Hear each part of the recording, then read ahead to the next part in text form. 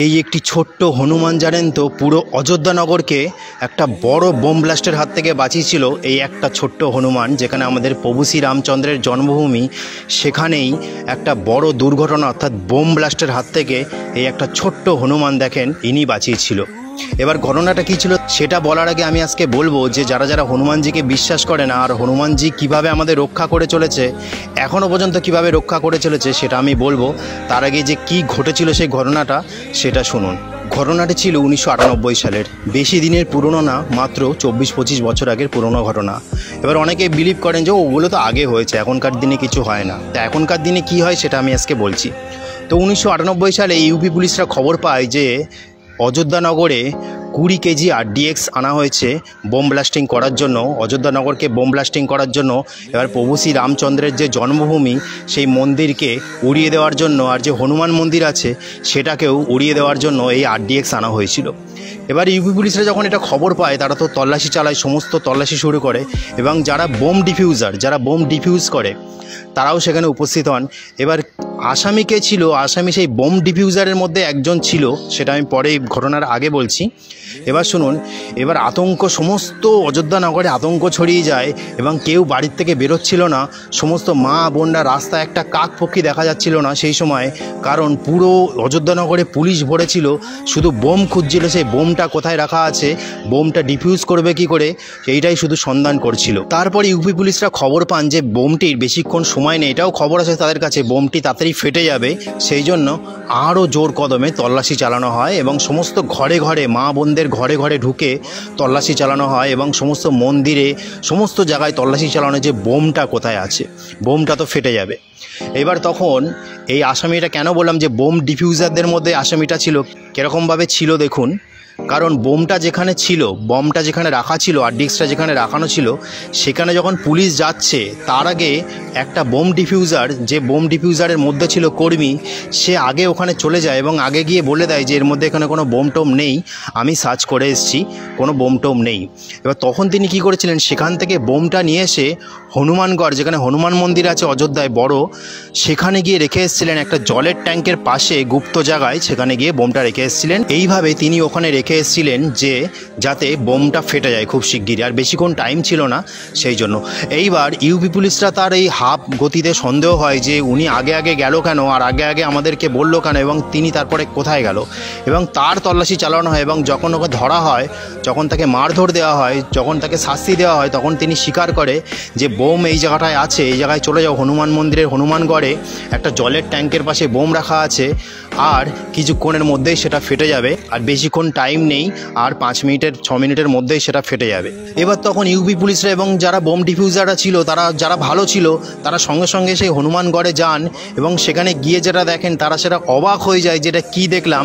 সেখানে গিয়ে তারা দেখলেন একটি ছোট্ট হনুমান সেই জলের ট্যাঙ্কের পাশে বসে একটি তার কাটছে, একটি ওয়্যার দাঁত দিয়ে কাটছে।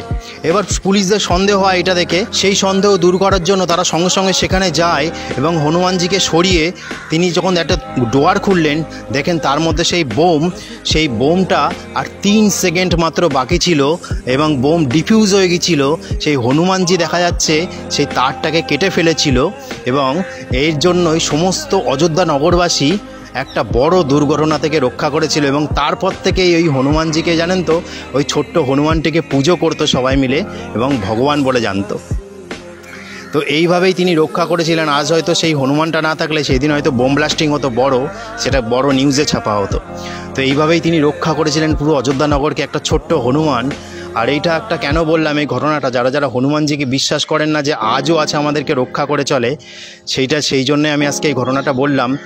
এর থেকে আরেকটা জিনিস জেনে রাখুন যে রথযাত্রা চলছে আমাদের, এখনও তো উল্টো রথ বাকি আছে, রথযাত্রা চলছে আমাদের। পুরী যে ধাম, পুরী ধামেতে এতবার অ্যাটাক করা হয়েছে, 17 বার অ্যাটাক করা হয়েছে, মুঘলরা অ্যাটাক করেছে, ইংরেজরা অ্যাটাক করেছে, বাঙালের কত রাজারা অ্যাটাক করেছে, কিন্তু কেউ কোনো একটা ইট খসাতে পারেনি। কারণ কেন জানেন? সেখানে হনুমানজি রক্ষা ক্ষেত্রে দাঁড়িয়ে আছে। হনুমানজির অষ্টমহাবীর এই পুরীধামটাকে রক্ষা করে চলেছে। এই অষ্টমহাবীরের নাম আপনি জেনে রাখুন, আমি আজকে বলছি, তাহলে ভালো লাগবে আপনার। এই অষ্টমহাবীরের নাম হলো সিদ্ধ মহাবীর, দরিয়া মহাবীর, কানপাতা মহাবীর, বর্গী হনুমান, মশনী মহাবীর, পঞ্চমুখী মহাবীর, ফতে মহাবীর এবং শিরুলি মহাবীর বা হনুমান। তো অষ্টমহাবীর আমাদের হনুমানজির অষ্টরূপ অষ্টবীর এইখানে এই পুরীধামকে রক্ষা করে চলেছে। সেই জন্যই জানেন তো পুরীধামের কোনো ক্ষতি কেউ করতে পারেনি, এখনও কেউ করতে পারবে না, আর আগামীতেও কেউ করতে পারবে না, কারণ সেখানে হনুমানজি রক্ষাক্ষেত্রে আছে। তো হনুমানজি এইভাবে আমাদের সংকট মোচন করেন। যারা যারা হনুমানজির ভক্ত আছেন, যারা হনুমান চল্লিশা পাঠ করেন, তারাই জানেন যে হনুমানজির কতটা শক্তি সেটা তারাই বুঝতে পারেন। আর আপনারাও পাঠ করুন হনুমান চল্লিশা, মনোযোগ সহকারে পাঠ করবেন, আর বাড়িতে একটা হনুমান চল্লিশা রাখবেন, এটাই ভালো লাগবে। তো এইভাবে আমাদের হনুমানজি আমাদেরকে রক্ষা করে যান। আর একটা ছোট্ট কথা আপনাদেরকে বলা আছে, যেটা আদিপুরুষ মুভি নিয়ে, আদিপুরুষের যে হনুমানজির ক্যারেক্টার ছিল সত্যি এত খারাপ দেখিয়েছে, আর আমার মাথা এখনও পর্যন্ত গরম আছে।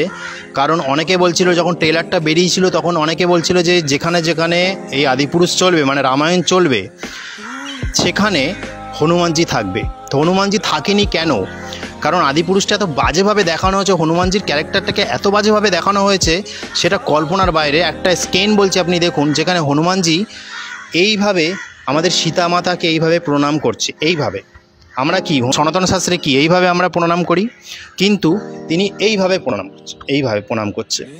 তো এইটা জানেন তো কোন ধর্ম? এটা আমি যত সম্ভব জানি এটি ইসলাম ধর্মের প্রণাম। এইভাবে সবাইকে প্রণাম করেন ওনারা, ইসলাম ধর্মের এটা প্রণাম। তো এই জন্যই তিনি কোথাও যাননি। হনুমানজি তো যাওয়ার তো দূরের কথা, তিনি কোনো সংস্পর্শেই যায়নি, কারণ এত বাজে মুভিতে কোনো দিনও হনুমানজি সেখানে থাকবে না। যেখানে রামায়ণকে নিয়ে খিল্লি করা হয়েছে, যেখানে প্রভু রামচন্দ্রকে নিয়ে খিল্লি করা হয়েছে, সেখানে হনুমানজি কখনোই থাকবে না। তো এটাই অনেকে বলছিল যে তোমাদের হনুমানজি যায়নি কেন আদিপুরুষ দেখতে, মানে এরকম অনেকে খিল্লি করছিল, সেই জন্য আমি বলে দিলাম। তো আজকে এটাই বলার ছিল এই ঘটনাটাকে নিয়ে, যে কিভাবে একটা ছোট্ট হনুমান একটা অযোধ্যা নগরকে বাঁচিয়েছিল। তো এটাই আজকে বলার ছিল। হরে কৃষ্ণা, জয় শ্রীরাম, জয় বজরংবলী, জয় হনুমানজি।